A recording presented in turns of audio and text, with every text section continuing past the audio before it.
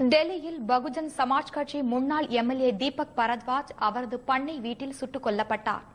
தெற்கு டெல்லியை சேர்ந்த வசந்த்கஞ்ச் என்னுமிடத்தில் உள்ள தீபக் பரத்வாஜின் நிதிஷ்கஞ்ச் பண்ணை வீட்டுக்கு காரில் வந்த 2 மர்ம நபர்கள் சுட்டுக் கொன்றுவிட்டு தப்பினர்.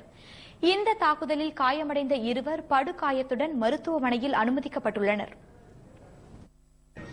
सुबह 8:55 पर एक स्कोडा गाड़ी में, डार्क ग्रे स्कोडा गाड़ी में 3 लोग आए.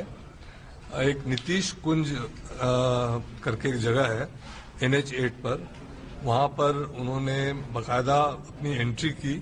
उन्होंने कहा कि हम यहां पर शादी के लिए एक बुकिंग करने के लिए आए हैं क्योंकि नीतीश कुंज में शादियां होती हैं.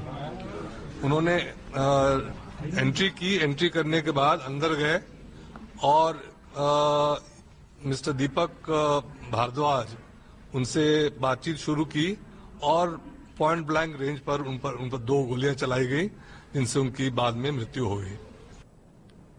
கொலை செய்யப்பட்ட தீபக் பரத்வாஜ் 2009ஆம் ஆண்டு நாடாளுமன்ற தேர்தலின் போது பகுஜன் சமாஜ் கட்சி சார்பில் மேற்கு டெல்லி தொகுதியில் போட்டியிட்டு தோல்வியடைந்தார்.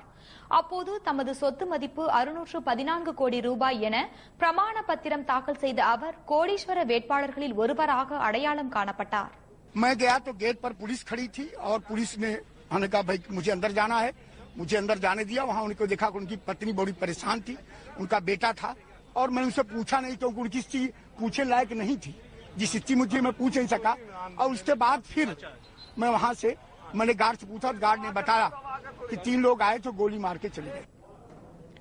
ரியல் எஸ்டேட், பள்ளி, கட்டுமான தொழில் உள்ளிட்ட பல்வேறு தொழில்களில் பரத்வாஜ் ஈடுபட்டு வந்தார். கொலைக்கான காரணம் உடனடியாக தெரியவில்லை. இதனிடையே கிழக்கு டெல்லியில் கர்கட்டுமா மெட்ரோ ரயில்வே நிலைய வளாகத்தில் மற்றொரு துப்பாக்கிச்சூடு நிகழ்ந்துள்ளது. இதில் பெண் ஒருவர் உயிரிழந்தார், மற்றொருவர் படுகாயமடைந்தார். தலைநகரில் அடுத்தடுத்து நடைபெற்ற துப்பாக்கிச்சூடு சம்பவங்கள் அதிர்ச்சியை ஏற்படுத்தியுள்ளது.